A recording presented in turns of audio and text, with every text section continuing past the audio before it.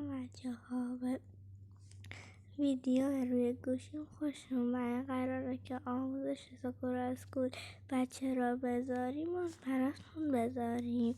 اول برین داخل این برنامه، اول برنامه رو نصب کنید، بعد بیاین توش.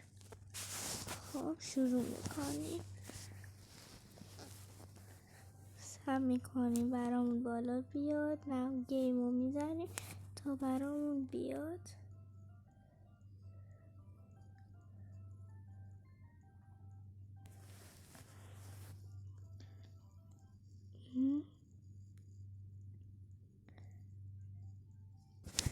و اوکی، و اینم ساکورا. خب بچه ها،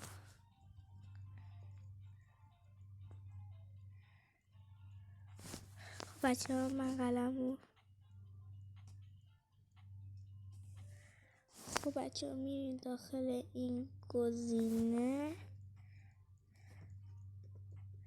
داخلش میرین. خب اوکی، میرین داخل گزینه پروپس. خب بچه ها، پروپس میرین.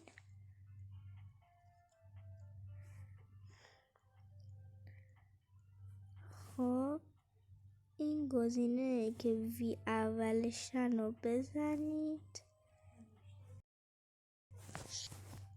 و این گزینه اول رو بزنید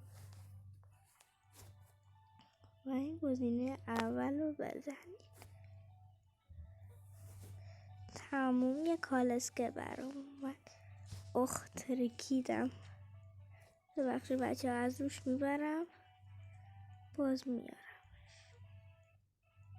تموم. خب الان من مثلا رنگشو دلخواه، مثلا شما هم هر رنگی که دلخواه دوست داریم بزنین. من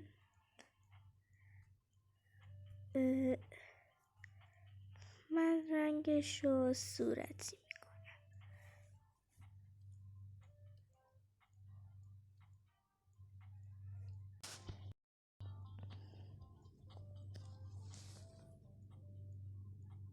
خب بچه ها الان شروع کردیم. خب ما الان از روش میبریم، سب کنیم کالاسکه رو صاف کنیم. خب اینم بزنیم، کالاسکه رو برمیداریم. الان میریم، خب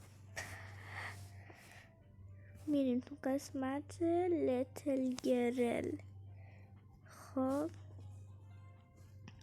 بریم داخل این قسمت، ما الان جه دختر کوچولو میشیم.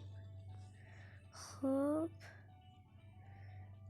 مثلا میتونیم بریم داخل یه قسمت، مثلا میتونیم هم بریم قسمت کیپ شاپ یا هر چیزی که میدونیم که نزدیکشه. من میذارم که کیک شاپ رو با موشک میبرمش. اینم از این. خب بچه ها میدونی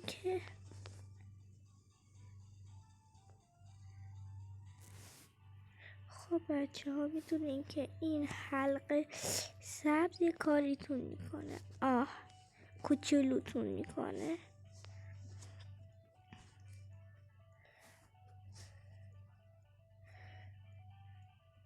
خب ببخشید یه لحظه یکم دیر کردم.